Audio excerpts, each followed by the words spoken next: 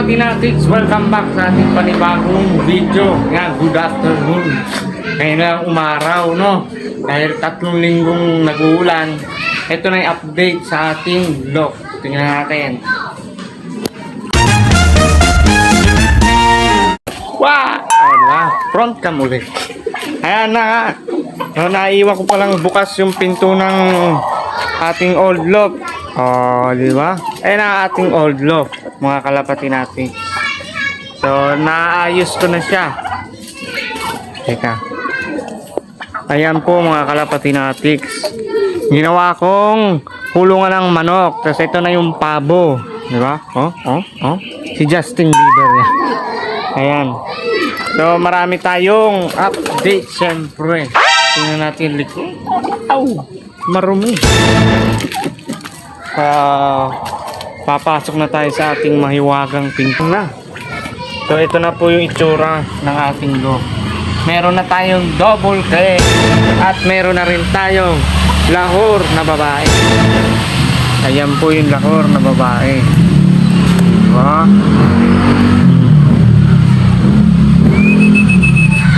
Ayan si Lahori, ito yung babae. Kaya lang, young bird pa yan. Young bird pa siya.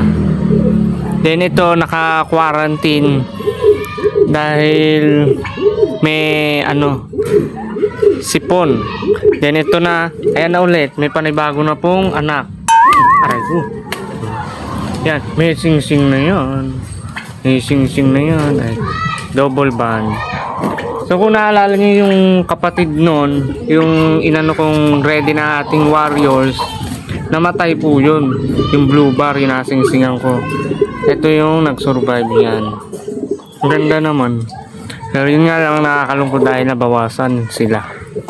At biyernes ngayon, so dapat magdadala tayo ng kalapati sa Bukawi. Kaya lang di natuloy dahil hindi ko pinlano. Baliktad at pag nagpaplano hindi natutuloy. Ayan lang mga kalapati natics, no? So, natutupad na natin yung ating view o plano, vision.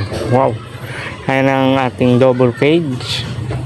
Then, kulang to, no? Nandun si Dilaw. So, ayan, may sipon. Tapos, hinihingal. So, ang ginagamot ko po, Vetracin Gold kasi doxycycline, tsaka yung multivitamins. Tuwing umaga, yung Vetracin Gold.